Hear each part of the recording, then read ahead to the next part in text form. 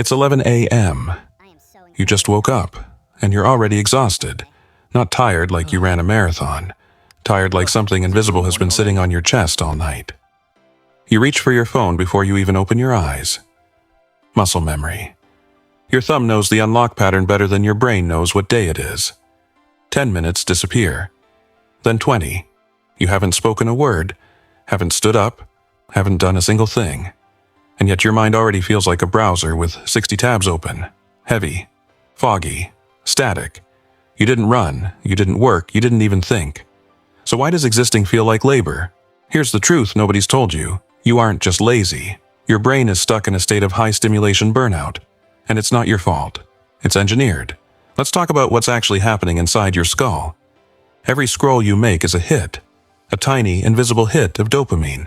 Not a big rewarding one. A microspike. Fast, cheap, and gone in under a second. Your brain wasn't built for this. It was built for slow rewards. Hunting, gathering, waiting, earning. Now, it's getting 100 rewards a minute, each one smaller than the last. Each one training your attention span to shrink. Think of your brain like an engine. Short-form content revs that engine to full throttle, while the car stays parked in neutral. You're burning fuel, you're generating heat, but you're going absolutely nowhere. That's brain rot. Not a joke, not a meme. A real neurological pattern where your dopamine receptors get so overstimulated by fast content that anything slower, reading, studying, even a real conversation, feels unbearably boring. And it doesn't stop at entertainment. It bleeds into everything. Doomscrolling news, drama, other people's lives, other people's bodies, other people's success. All of it hitting you back to back to back, with zero time to process any of it. Your brain doesn't know the difference between a global tragedy and a thirst trap. It just knows. Input, input, input. No filter, no pause. This is why you feel foggy. This is why simple decision, what to eat, what to wear, what to even watch, suddenly feel impossible. You're not overwhelmed by life. You're overwhelmed by volume. Ever notice how you can watch 3 hours of content and remember almost none of it? That's decision fatigue and sensory overload working together. Your brain hit its daily processing limit before noon.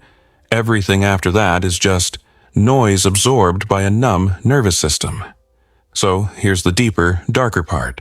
Why does opening a textbook feel harder than climbing a mountain? Why can you binge 4 hours of content but can't send one email? This is what psychologists call a freeze response. Not the dramatic kind you see in movies, a quiet one.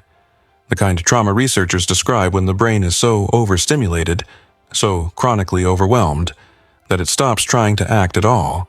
Your nervous system isn't lazy. It's protecting you. It senses too much input, too much pressure, too much noise. And instead of fighting or fleeing, it just shuts down, freezes. You stay physically still while your mind spirals in place. That's why you can lie in bed for 6 hours, phone in hand, fully entertained, and still feel like you did nothing. Because you did nothing, your brain outsourced all its stimulation to a screen, and now it doesn't know how to generate its own motivation anymore. This is the cruelest part of the trap. You are never alone. You always have something to watch, someone to follow, some feed to fall into. And yet, underneath all that noise, you feel completely hollow, endless content. Zero fulfillment. Doesn't that scare you a little? That you can be entertained every second of every day and still feel empty? That emptiness isn't random. It's the cost of a brain that's been trained to crave stimulation instead of connection, speed instead of meaning. So how do you actually come back from this? Not by deleting every app in a rage at 2 a.m. Not by just drinking more water. This isn't a hydration problem. It's an attention problem. The first shift is this. You have to treat your attention like currency. Every scroll, every video, every notification is a withdrawal, and most of us are spending faster than we're earning, running our minds into overdraft every single day. Start setting boundaries with dopamine the same way you'd set boundaries with a toxic person. Not because it's evil, but because it's using you quietly, one microspike at a time. And here's the part that sounds insane, but works. Let yourself be bored, on purpose. Sit in a room with nothing, no phone, no sound. Just you and the silence you've been avoiding your entire life. It'll feel unbearable for the first few minutes. That discomfort? That's your brain detoxing. This is what some people are starting to call analog peace. The radical act of doing absolutely nothing and letting your mind reboot itself instead of being fed forever. Your attention span isn't gone, it's buried, and boredom is the shovel. Because the real flex in this generation isn't who can consume the most content, it's who can sit still and still feel okay. The version of you that isn't hollowed out by 11 a.m., that person still exists. But they're not going to be found in another scroll. They're going to be found in the silence you keep running from. So, be honest with yourself for a second. What was your screen time yesterday? Drop the exact number in the comments. No rounding down, no lying to yourself. Let's see how deep this actually goes.